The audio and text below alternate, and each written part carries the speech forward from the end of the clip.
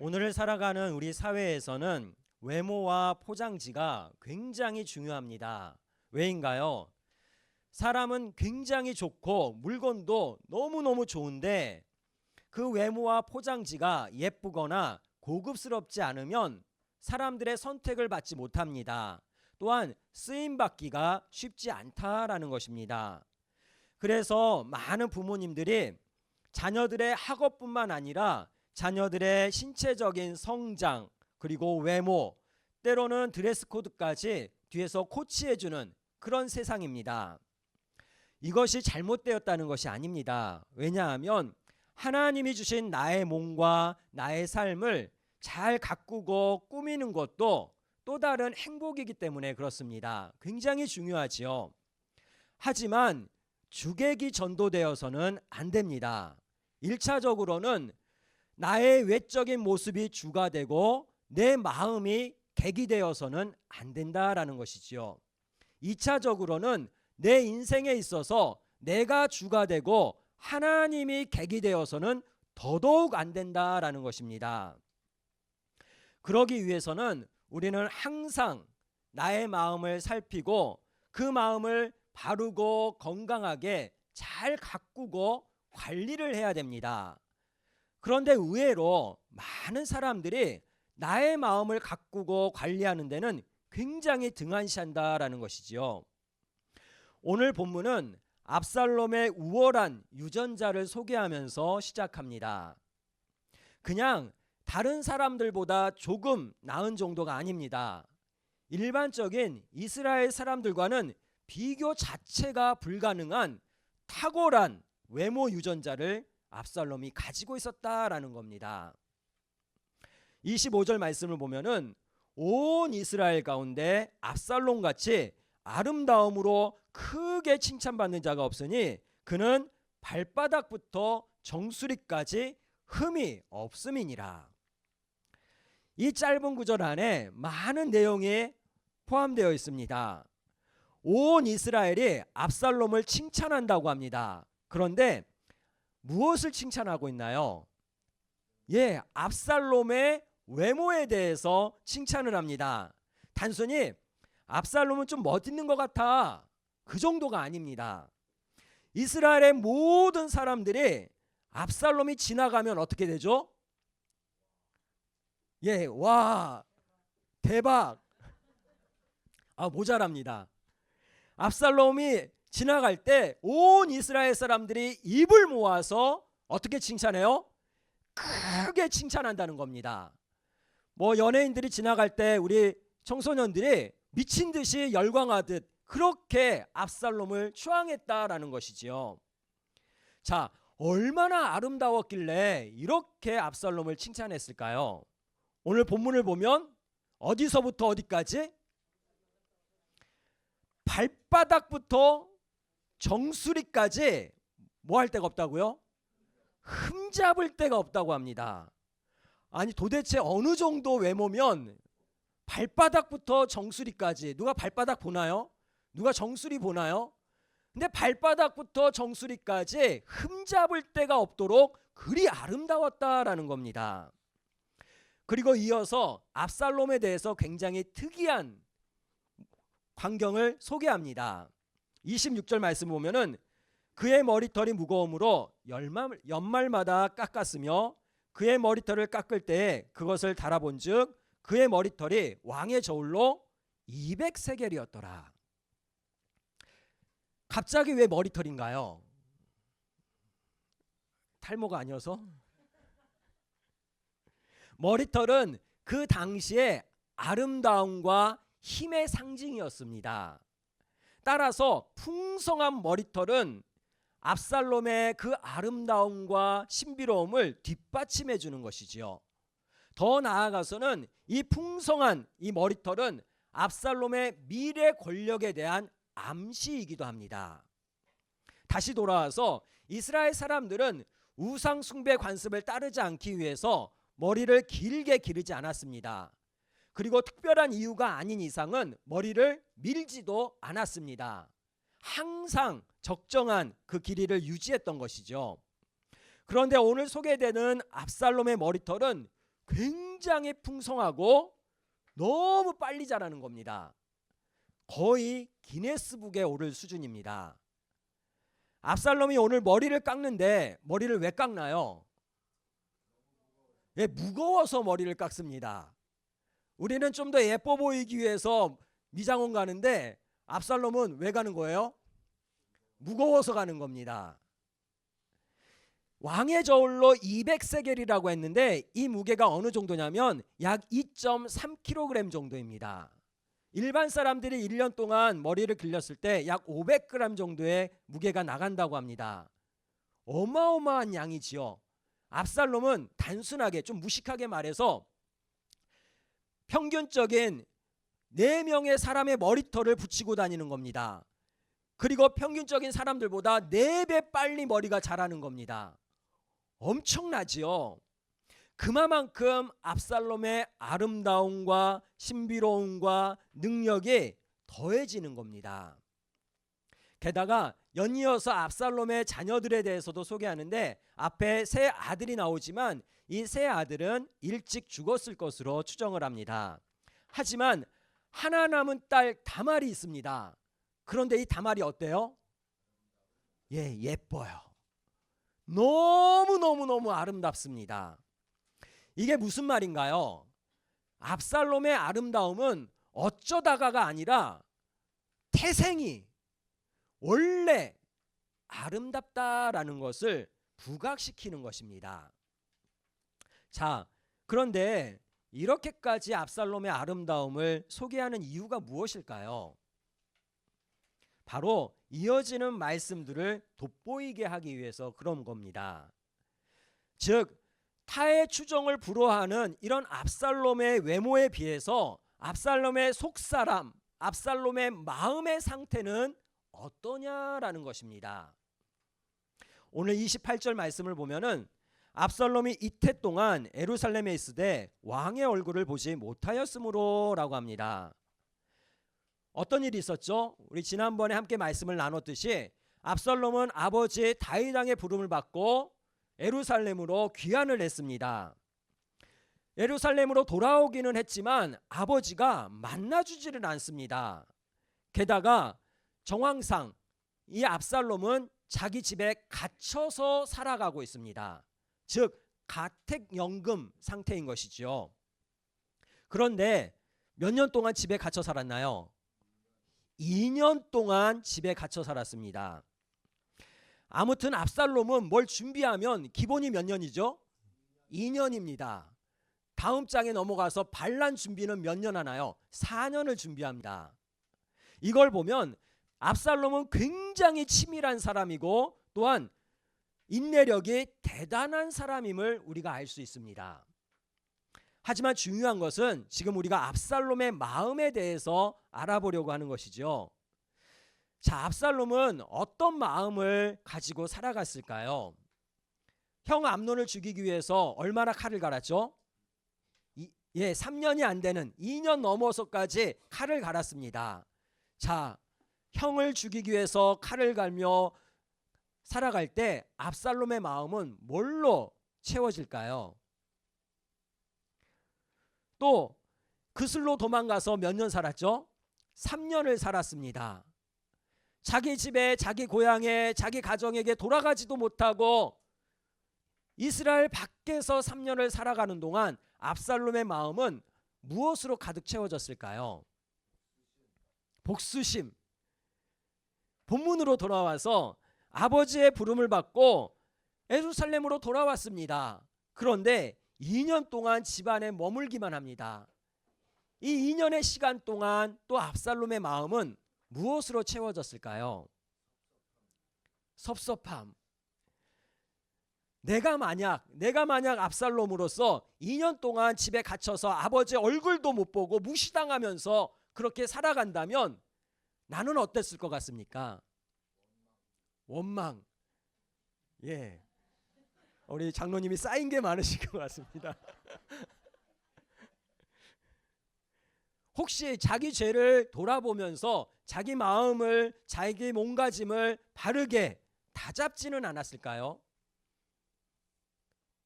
오늘 본문을 보면 그런 것 같지는 않습니다. 장로님이 예측하신 대로 원망과 분노가 쌓여갔습니다. 형 암논을 벌하지 않은 아버지 때문에 2년, 또 억울하게 도망쳤지만 나를 찾아주지 않는 아버지 때문에 3년, 더 나아가서 나를 예루살렘으로 불렀으면서도 만나주지 않는 아버지 때문에 2년. 그렇게 압살롬의 마음에는 억울함과 분노와 살기로 가득 채워져 갔습니다. 압살롬이 어떻게 하나요? 먼저 자신을 예루살렘으로 불러들인 요압에게 사람을 보냅니다. 요압 형에게 얼굴 좀 보자는 거죠. 그런데 요압이 오나요, 안 오나요? 안 옵니다. 왜 안 오나요? 죽을까 봐. 압살롬을 예루살렘으로 불러오는데 가장 큰 공을 세운 사람이 요압입니다. 그런데 요압도 압살롬을 찾아가지 않습니다. 불러도 가지 않습니다. 왜냐하면 요압이 보니까 다윗 왕이 압살롬을 후계자로 정하지 않았다라는 사실을 알게 된 겁니다. 그럼 요압이 압살롬한테 잘 보일 필요가 있나요, 없나요? 잘 보일 필요가 없지요. 불러도 안 가는 겁니다. 2번이나 압살롬이 가만히 있나요? 압살롬은 차곡차곡 쌓아두었던 그 마음의 분노를 거침없이 품어버립니다. 오늘 30절 말씀을 보면은 압살롬이 자기 종들에게 이르되 보라, 요압의 밭이 내 밭 근처에 있고 거기 보리가 있으니 가서 불을 지르라 하니라. 압살롬의 종들이 그 밭에 불을 질렀더니 라고 합니다. 압살롬이 지금 뭐 하는 거죠? 분노 표출. 자기 밭 옆에 붙어있는 요압의 밭에다가 불 질러버린 겁니다. 비록 압살롬이 다윗 왕의 아들이기는 하지만 요압이 누구인가요? 이스라엘의 군대 장관입니다. 더 나아가서 다윗 왕도 함부로 하지 못하는 이스라엘의 2인자가 요압입니다. 그런데 그 요압의 밭에다가 불 질러버린 겁니다. 이 방화 사건이 압살롬의 마음 상태가 어떤지를 분명하게 보여주고 있지요. 외모로는 이스라엘에서 그 누구도 따를 수 없는 아름다운 사람입니다. 하지만 그의 마음은 원망과 분노로 가득합니다. 또한 자신의 목적을 이루기 위해서는 수단과 방법을 가리지 않는 잔인하고도 파괴적인 그런 끔찍한 사람이었다라는 겁니다. 넘어가서 자기 밭에 불났다는 소식을 들은 요압이 어떻게 하나요? 불러도 가지 않았던 그 요압이 한 걸음에 압살롬을 찾아갑니다. 예, 효과 만점이죠. 불 지를만 하죠. 압살롬을 보면서 그래도 남자가 저 정도는 돼야지. 왜냐하면 세상적으로 봤을 때 이 압살롬은 탁월한 전략가이자 배포가 두둑한 상남자입니다. 그런데 이 사건은 어떤 사건이 되나요? 압살롬이 자기 무덤을 스스로 파는 그런 어리석은 계략이 됩니다. 후에 압살롬이 반역을 일으켰잖아요. 그때 다윗이 군사들에게 부탁 아닌 부탁을 합니다. 내 아들 압살롬을 살리라 라는 겁니다. 이건 왕의 강력한 명령이기도 합니다. 그래서 압살롬이 나무에 대롱대롱 매달려 있을 때 그 누구도 함부로 압살롬을 죽이지 못합니다. 그런데 그 가운데서 일말의 망설임조차 없이 한 번에 달려가서 압살롬을 찔러 죽인 사람이 있습니다. 누군가요? 요압입니다.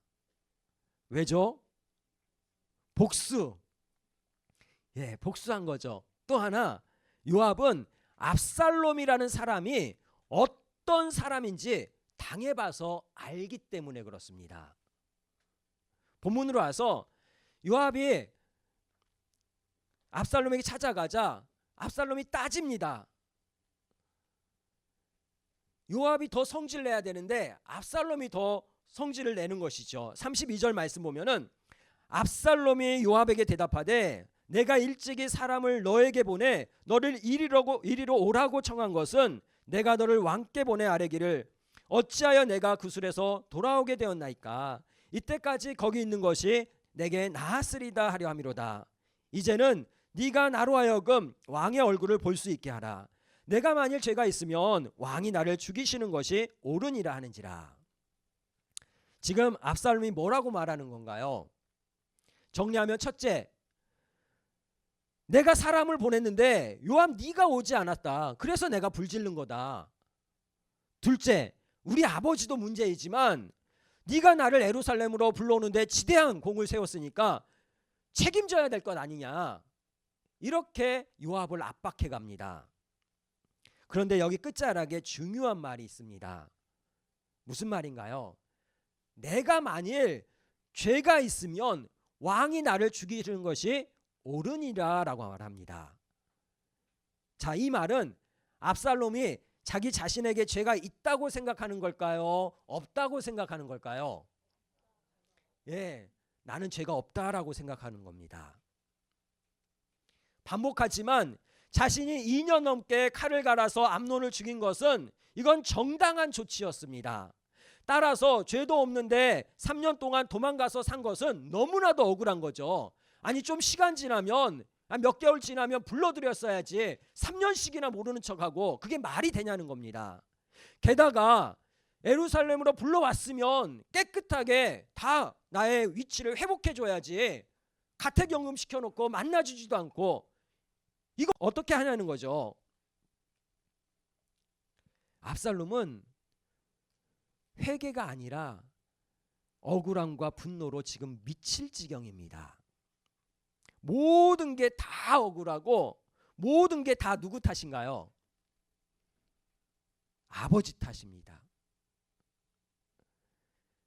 결국 압살롬은 요압의 주선으로 아버지 다윗 왕을 만나게 됩니다. 자, 그런데 아니 그래도 요압도 대단한 사람이잖아요. 그런데 이 압살롬의 말을 들어서 왕과의 만남을 왜 주선해 줬을까요? 예, 주선해 주지 않으면 압살롬이 또 무슨 짓을 할지 모르거든요. 요압이 봤을 때 이 압살롬은 제정신이 아닌 사이코패스입니다. 좀 강단해서 그렇지만 약간 또라이입니다. 그래서 압살롬한테 잘못 걸리면 큰 코 다친다는 것을 알기 때문에 그냥 다윗 왕을 찾아가 가지고 만나주라고 압박을 해서 이 만남을 성사시킨 것이지요. 33절에 요압이 왕께 나가서 그에게 아뢰매 왕이 압살롬을 부르니 그가 왕께 나아가 그 앞에서 얼굴을 땅에 대어 그에게 절하며 왕이 압살롬과 입을 맞추니라. 이 말씀을 보면 압살롬이 아버지 다윗 왕 앞에 나가서 엎드려 절을 합니다. 그리고 다윗 왕은 아들의 입에 입 맞추면서 모든 것이 다 해결된 것 같습니다. 아버지와 아들의 관계로 봤을 때 이 장면은 굉장히 아름다운 장면이죠. 하지만 다윗의 마음은 찝찝합니다. 만나고 싶어서 만났나요? 예, 요압이 찾아와 가지고 또 압박해서 어쩔 수 없이 만나는 겁니다. 게다가 압살롬은 자기 자신이 용서받을 죄를 지었다라고 생각하고 있나요? 아닙니다. 자기는 죄 지은 적이 없습니다. 결국 이 화해의 입맞춤은 굉장히 어정쩡한 입맞춤입니다. 그리고 이 입맞춤으로 인하여서 장차 다윗과 이스라엘 전체에 엄청난 혼란과 화가 미칠지는 이 순간에는 아무도 몰랐습니다.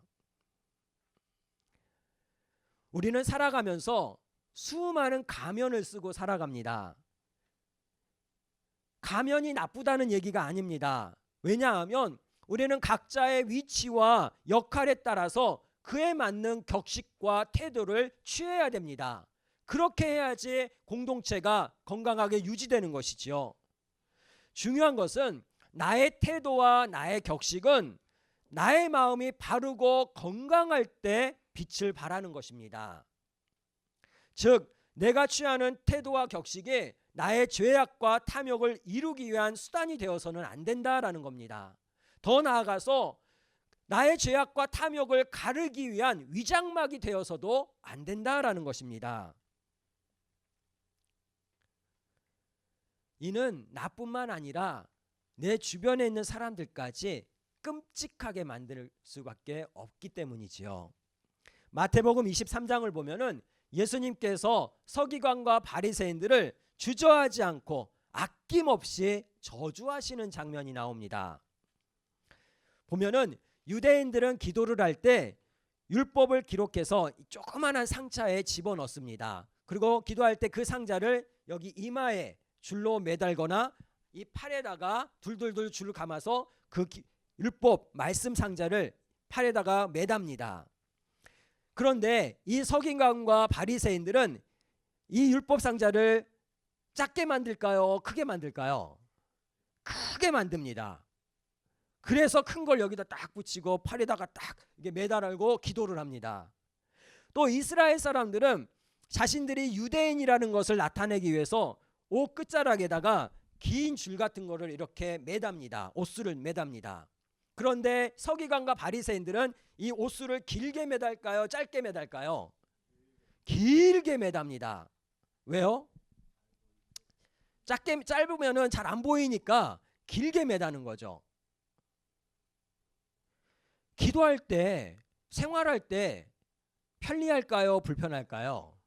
불편하지요. 불편함에도 불구하고 그 커다란 상자와 긴 줄을 매달고 기도하고 매달고 돌아다닙니다. 왜 그런가요? 보이려고.